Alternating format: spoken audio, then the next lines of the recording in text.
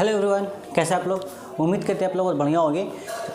एक बार फिर से मैं एक नए लेक्चर के साथ आ गया हूं। आज के लेक्चर में हम लोग बात कर रहे होंगे हेरिडिटी के अपने थर्ड लेक्चर के बारे में। थर्ड नहीं, फोर्थ लेक्चर होने वाला है, जिसमें हम लोग मेंडल्स लॉ के बारे में बात करेंगे। मेंडल्स लॉ आपके सिलेबस में दो दिए गए हैं, एक लॉ ऑफ सेग्रेगेशन, एक लॉ ऑफ इंडिपेंडेंट असॉर्टमेंट। तो ये दोनों लॉस के बारे में हम लोग बात करेंगे। इसको डिटेल समझ लेते हैं क्या होता है, और अच्छे से समझना बहुत जरूरी भी चीज़, क्योंकि यहाँ से डायरेक्टली आपके क्वेश्चंस बोर्ड में आएंगे, डायरेक्टली इस चीज़ को पूछा जाएगा। लास्ट लेक्चर तक हमने मोनो हाइब्रिड डाइब्रिड क्रॉस को ऑलरेडी कवर कर लिया है, ठीक है। हमने उसको देख लिया था फ्लावर के अकॉर्डिंग। मोनो हाइब्रिड क्रॉस हमने पी प्लांट में देखा था और डाइब्रिड क्रॉस हमने फ्लावर में देखा था, ठीक है। दूसरा हमारा था भैया मोनो हाइब्रिड क्रॉस और डाइब्रिड क्रॉस गिनी पिग में भी है, बट वो एकदम सेम वैसा ही जैसा कि हमने पी प्लांट के ऊपर करके देख लिया। अब वो क्या पढ़ेंगे तो आपको समझ में आ जाएगी आसानी से। अगर इनकेस नहीं आता तो कमेंट कर देना, मैं उसे वीडियो बना दूंगा, ठीक है। ऐसा मुझे उम्मीद है कि वो आपको समझ में आ जानी चाहिए। आज के लेक्चर में हम लोग बेसिकली मेंडल्स लॉ को कवर कर लेते हैं। तो चलिए बिना किसी इंतजार के लेक्चर को स्टार्ट करते हैं। मेरा नाम है आमिर, आपसे फिर स्वागत है मेरे यूट्यूब चैनल मॉडर्न पढ़ाई पर। अगर आप चैनल पर नए हैं, चैनल को सब्सक्राइब कर लीजिए, है ना। ऐसे स्टार्टिंग में बोलना नहीं चाहिए, फिर मन किया तो बोल दिया।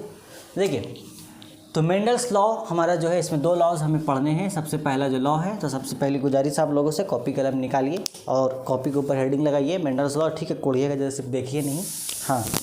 चलिए, पहला लॉ अपने को देखना है, law of segregation. Law of segregation, देखो नाम में ही है सेग्रेगेशन, ठीक है। सेग्रेगेशन जो वर्ड है, सेपरेशन से थोड़ा मिलता जुलता आदमी है ये सेग्रेगेशन, यानी कि यहाँ पर चीज़ें जो है सेपरेट होगी, अलग अलग होगी ना, दो लोगों के बीच में जुदाई होगी यहाँ पर, ठीक है।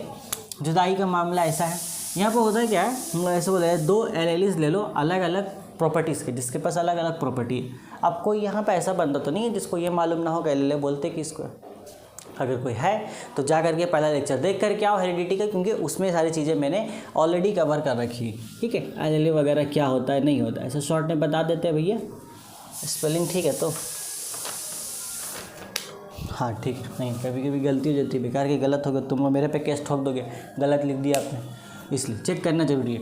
तो एलएलए आपका सिंपली भैया ऐसा है, एक जो जीन होता है, जीन के पास में होता है, जीन हमेशा पेयर्स में होते हैं। अब जैसे ये हो गया आपका कैपिटल टी है ना, तो एक ही प्रॉपर्टी के लिए दो जीन पाए जाते हैं, आपको पता है, दोनों पेयर्स में होते हैं, ये आपको मालूम, हम पहले बता चुका है मैं अपने इंट्रोडक्शन लेक्चर में।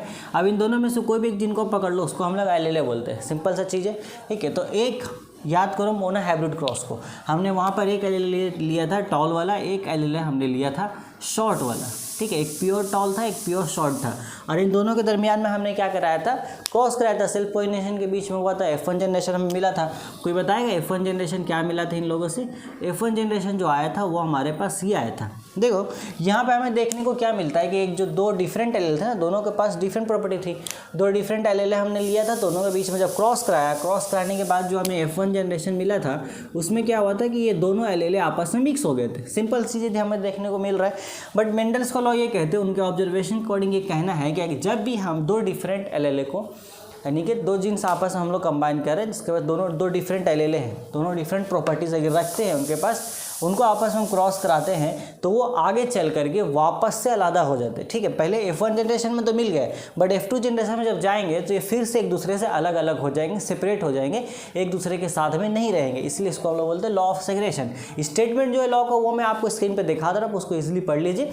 और सिंपल भाषा में मैंने आपको बताया है, एक बार फिर से रिपीट कर दे रहा हूँ कि जब दो डिफरेंट एलएलए को हम लोग आपस में क्रॉस कराते हैं, तो वो पहला जनरेशन आपको मिलता है, लेकिन आगे चल के फिर से अलग हो जाता है। यही चीज़ आपको लॉ में लिखा हुआ है कि दो डिफरेंट एलएलए वाला जो आप जब कंबाइन करोगे दो डिफरेंट एलएलए वाले गैमेट्स को, तो बाद में आगे चल के वो अलग हो जाते हैं, वो साथ में रहते नहीं हैं।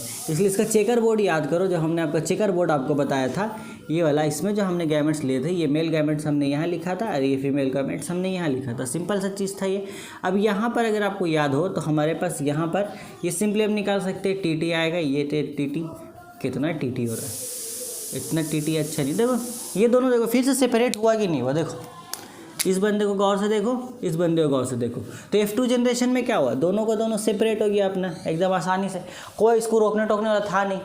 यही चीज़ है, इसी लॉ ऑफ सेग्रेगेशन को यही बोलते हैं। लॉ ऑफ सेग्रेगेशन सिंपली बोला जाता है, दो गैमेट्स हम लोग मिलाते हैं, दोनों डिफरेंट एलएलए के होने चाहिए, तो पहले F1 जनरेशन में मिलेंगे, बाद में F2 जनरेशन में जाकर के वापस से सेपरेट हो जाते हैं, ठीक है। स्टेटमेंट जो आपको लॉ में, वो स्टेटमेंट आपको याद रखना है, वही स्टेटमेंट आपको एग्जाम में लिखना होगा। समझाने के लिए मैंने ऐसा समझा दिया आपको। हटा देते हैं इसको। इसके बाद हम लोग क्या कहते हैं, आगे बढ़ते हैं लॉ ऑफ इंडिपेंडेंट असॉर्टमेंट के ऊपर। ठीक है, मिटाते हैं इसको, ज़्यादा कुछ था नहीं इसमें समझने के लिए, बहुत आसान सी चीज़ थी। चलिए दूसरा लॉ का हेडिंग बनाइए लॉ ऑफ इंडिपेंडेंट असॉर्टमेंट, और उसका भी जो स्टेटमेंट है वो मैं आपको दिखा दे रहा हूँ स्क्रीन के ऊपर, आप उसको देख लीजिए। लॉ ऑफ इंडिपेंडेंट असॉर्टमेंट,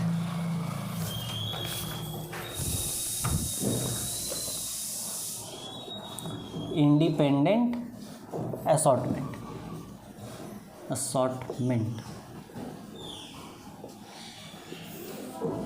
आप समझते हो उस चीज़ को। बोल क्या है, law of independent assortment. Independent मतलब आज़ाद आदमी है यहाँ पर। ठीक है, यहाँ पर हम लोग पी प्लांट के वो डायहाइब्रिड क्रॉस का एग्जांपल उठाएंगे। एक डबल कैपिटल आर था, डबल कैपिटल वाई था। कौन बताएगा कि सिंबल्स का मतलब क्या था, बताओ, किसी को याद है ना? याद है, बताओ। कैपिटल आर किसके लिया था हमने, ग्रीन कलर के लिए लिया था, ये हमने शेप के लिए लिया था वाई वाला। ठीक है, तो शेप कैसा हमने माना था आपका, एक तो हमने लिया था ग्रीन कलर का शेप, कलर ग्रीन था, शेप कैसा था, पूरा सर्कल था। और दूसरा जो हमने लिया था ये वाला, इसमें क्या था भैया, इसमें जो कलर था वो येलो था, बट शेप कैसा था, रिंकल्ड था। ये चीज़ें थी। तो इंडिपेंडेंट असॉर्टमेंट क्या बोलते हैं कि भैया दो डिफरेंट आपके ले कंबाइन करेंगे। कंबाइन करने के बाद क्या होता है, F2 जनरेशन में वो इंडिपेंडेंटली अलग अलग हो करके आपस में कंबाइन करके ढेर सारे डिफरेंट कैटेगरीज बनाते हैं। जैसे देखो यहाँ पर हो क्या रहा था, इसमें इन दोनों को हमने कंबाइन किया था, तो हमें पहले F1 जनरेशन में क्या मिला था, F1 जनरेशन में हमें ये कॉम्बिनेशन मिली थी। ठीक है, ये F1 जनरेशन में अपने को देखने को मिला था। F1 जनरेशन में क्या देखने को मिल रहा है अपने को कि ये दो डिफरेंट जो हमने प्रॉपर्टीज़ को मिलाया था, गैमेट्स को, मेल गैमेट फीमेल गैमेट को, उसने एक ऑफस्प्रिंग जो क्रिएट किया F1 जनरेशन में। अब F1 जनरेशन में जो ऑफस्प्रिंग्स आता है ये बिल्कुल इंडिपेंडेंट है, ये आपस में जो भी पॉसिबल कॉम्बिनेशंस हो गए, मैंने आपको देखा था ना, पॉसिबल कॉम्बिनेशंस आपका 4 पॉसिबल कॉम्बिनेशंस बना था। इसके आगे जब हम लोग जाएंगे तो 4 पॉसिबल कॉम्बिनेशंस होते हैं। एक कैपिटल आर स्मॉल आर के साथ आ सकता है, कैपिटल आर एक बार कैपिटल वाई के साथ आ सकता है। ठीक है, दूसरा अब स्मॉल आर का हम लोग देखेंगे, स्मॉल आर हमारा कैपिटल वाई के साथ आ सकता है, और स्मॉल आर जो है वो स्मॉल वाई के साथ आ सकता है। ये हम लोग पॉसिबल केसेस बना सकते हैं, और इन्हीं पॉसिबल केसेस को लेकर के हमने ये मेल गैमेट्स तैयार किया था, फीमेल गैमेट्स तैयार किया था, फिर इन दोनों को मिला के हमने क्या किया था, F2 जनरेशन बनाया था। तो इस तरीके से इसको बोला जाता है लॉ ऑफ इंडिपेंडेंट असॉर्टमेंट्स, यानी कि डायहाइब्रिड क्रॉस में। देखो लॉ ऑफ सेग्रेगेशन वैलिड आपका ये आपको मोनोहाइब्रिड क्रॉस से समझ में आएगा, इसलिए मैंने उसको समझाने के लिए आपको मोनोहाइब्रिड क्रॉस का एग्जांपल लिया था। ये मोनोहाइब्रिड क्रॉस हो गया। और डायहाइब्रिड क्रॉस को समझने के लिए आपको लॉ ऑफ इंडिपेंडेंट असॉर्टमेंट को समझने के लिए आपको डायहाइब्रिड क्रॉस का कंसेप्ट आना चाहिए। इसलिए अगर किसी बंदे को वो नहीं पता है, जाके प्रीवियस लेक्चर्स को वॉच कीजिए, उसका लिंक डिस्क्रिप्शन में मैं दे रहा हूँ। ठीक है, मोनोहाइब्रिड क्रॉस डायहाइब्रिड क्रॉस आपका एकदम क्लियर होना चाहिए, तभी ये चीज़ें समझ में आएगी। डायहाइब्रिड क्रॉस हमने सिंपली देखा था, जब मेल गैमेट फीमेल गैमेट को हमने जब क्रॉस कराया था, तो उसके बाद जो F1 जनरेशन में अपने को ये ऑफस्प्रिंग मिला था। ठीक है, अब इसमें हमने ये पॉसिबल 4 कॉम्बिनेशंस बनाए हैं, आपको याद होगा अगर आपने लेक्चर देखा है तो, रिवाइज भी किया तो। ये हमने किया था, अब इसी को हमने यहाँ पर चेकर बोर्ड के ऊपर ये ले लिया था, इधर हमने सेम यही फीमेल गैमेट्स लिखा था, तो हमारे वैराइटीज़ ऑफ स्पेसिस बन गए थे। जैसे हमने फिनोटाइप रेशियो, जेनोटाइप रेशियो सब निकाला था। यहाँ पास बोलने का मतलब इतना ही है कि भैया जब भी इस तरीके के गैमेट्स आपस में कंबाइन होते हैं डायहाइब्रिड क्रॉस में, तो वो F2 जनरेशन में जाकर के बिल्कुल फ्री हो जाते हैं। कोई उसमें मतलब किसी भी तरह का दबाव नहीं है कि ऐसा ही कॉम्बिनेशन आपको बनाना है, वो बिल्कुल फ्री होकर के किसी भी तरह का कॉम्बिनेशन बना सकते हैं। इसलिए हमें बहुत तरह का कॉम्बिनेशन देखने को मिला था F2 जनरेशन में। ये सिंपल इसका मतलब है, इसी को कहते हैं लॉ ऑफ इंडिपेंडेंट असॉर्टमेंट। बाकी सेंटेंस आपने देख लिया, इसका जो लॉ स्टेट किया है, क्लियर होगा वहाँ तक कहानी है ना। बस थोड़ा सी चीज़ इसको आगे कुछ उतारने का तो उतार सकते हैं आप यहाँ पर, ऐसे बहुत ज़्यादा कुछ चीज़ें है नहीं इसके अंदर। ठीक है, क्लियर है। आगे देखते हैं हम लोग ना, आगे क्या हो सकता है।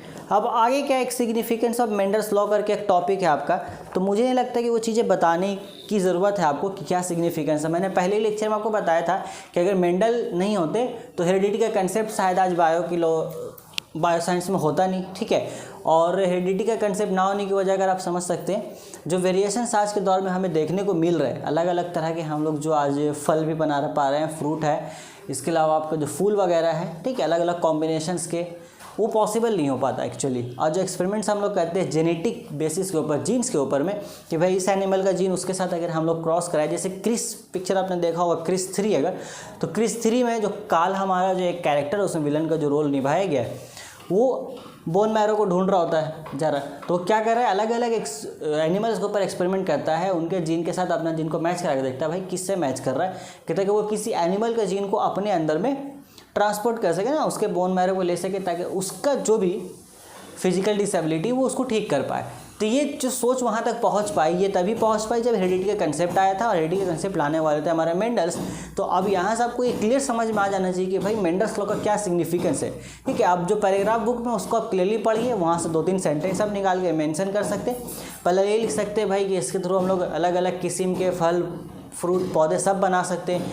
हर सीज़न में हम लोग, अगर सीज़न नहीं भी होता है तब भी हम उस चीज़ को अवेल कर पाते हैं। ये क्या होता है, कभी कभी आम का सीज़न नहीं है फिर भी उस सीज़न में हमें आम देखने को मिल जाती है, ऐसा भी होता है। बहुत सा सीज़न में देखा जाता है कि ये सब्ज़ी सीज़न में नहीं पाई जाती, बट उस सीज़न में वो सब्ज़ी हमें अवेलेबल करा दी जाती, वो इसी चीज़ के बिना पर पॉसिबल है। तो इतना इंपॉर्टेंस आई थिंक इनफ होगा इसके लिए ना, बहुत है, इसको मिटा दिया जाए। ठीक है, एक छोटा सा और टॉपिक इसमें बचता है आपका सेक्स डिटर्मिनेशन करके जो आता है हमारा ह्यूमंस में, वो भी बहुत आसान सा है, उसको आज ही के लेक्चर में निपटा लेते हैं। फिर एक सेपरेट लेक्चर में बनाऊंगा जिसमें हम लोग कंप्लीट बात कर रहे होंगे म्यूटेशन के बारे में। म्यूटेशन थोड़ा सा इंपॉर्टेंट टॉपिक है और थोड़ा इंटरेस्टिंग भी, समझने लायक है, उसको सेपरेट एक अलग से लेक्चर में समझेंगे म्यूटेशन के बारे में। ठीक है, अभी हम लोग